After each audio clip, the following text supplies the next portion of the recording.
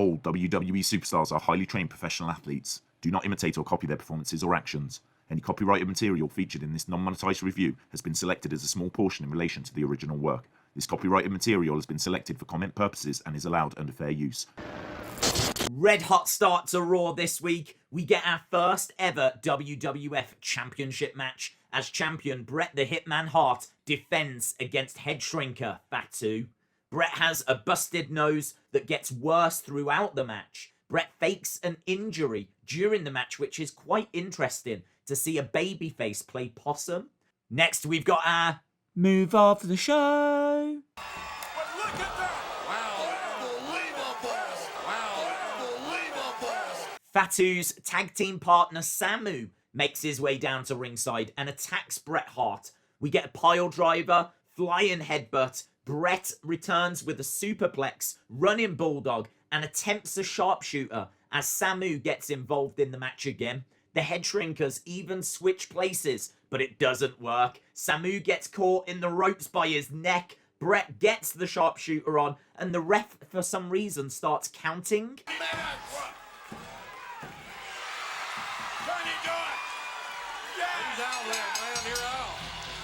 Bret wins with the sharpshooter. This is a really fun match with a crazy finish. I'm going to give this 3.5 Vinces.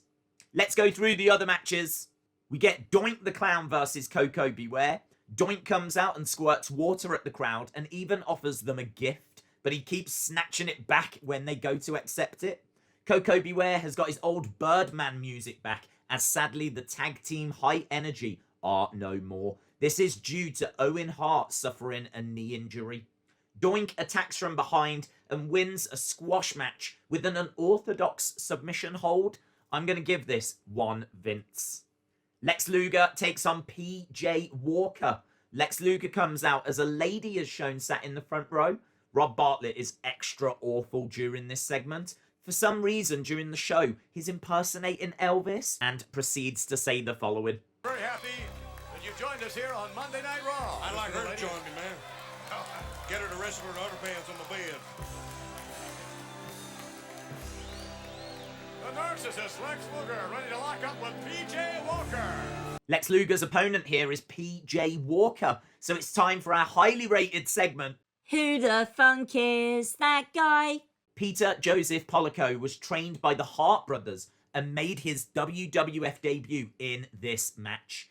He continued as a job guy till late 1994 when he was given a soccer player gimmick due to his Portuguese ethnicity. Peter didn't like soccer, so they changed it to the Portuguese Man-O-War, Aldo Montoya.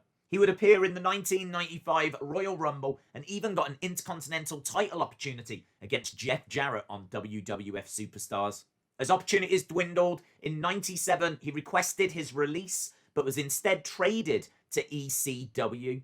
He was renamed Justin Credible and had a major feud with Tommy Dreamer in 1998. Justin Credible formed a tag team with Lance Storm called Impact Players, and they became main event stars. At ECW CyberSlam in April, he won the ECW World Heavyweight Championship, which he went on to hold for 162 days. He also faced Sandman in the final match of the original ECW on January 13th, 2001. Justin Credible rejoined WWE and was a part of the Invasion angle, but was released in early 2003. He would continue competing over the next 15 years and enjoyed a very successful career. This is a squash match though, designed to highlight Lex Luger, nothing more than that, so I give it 1 Vince. Interestingly, Lex Luger makes fun of PJ after the match, dragging him out of the ring in front of the mirror and comparing his body to his. Main event time, and we've got the Steiner brothers versus Duane Gill and Barry Hardy. Unofficially, this is the first rematch in Raw history, as on episode 1 we got the Steiner brothers versus the Executioners. The Executioners were basically Duane Gill and Barry Hardy in masks. Just before the match begins, Vince actually gets the Steiner brothers' names wrong, and Macho Man points that out during the match. Steiner Brothers, Rob and Scott, stay with us. And I just told the Steiner brothers that you messed up their name a little while ago, and they told me that they're a little hot of you, Vince McMahon, and they're gonna take it out on these guys. Getting ready for the Headshrinkers. Yeah. I hope they'll take it out on me. Big back body drop, pump handle slam, Frankensteiner. Crowd a little bit quieter for this one than the first time they faced each other, so I'm going to give it 1.25 Vinces. Elsewhere, we get a WrestleMania IX report. We've got Intercontinental Champion Shawn Michaels defending against Tatanka. Undertaker takes on the Giant Gonzalez. We have Lex Luger facing Mr. Perfect. And for the WWF Championship, champion Bret Hart will defend against the Royal Rumble winner, Yokozuna. Next up, we've got a video linked to Hawaii where Crush says he is going to crush Doink just like this coconut. Rob Bartlett, still dressed as Elvis, interviews Doink.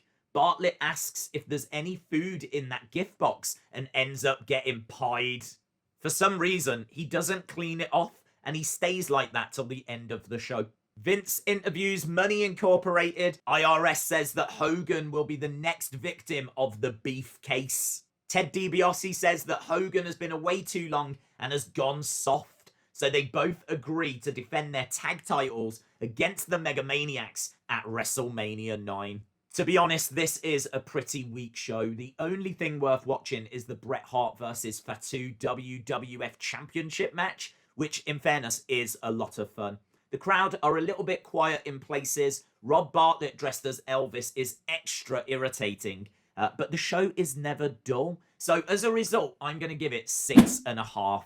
Awesome, guys. Thanks a lot for watching. Hope you enjoyed this episode and hopefully see you again next time. Bye for now.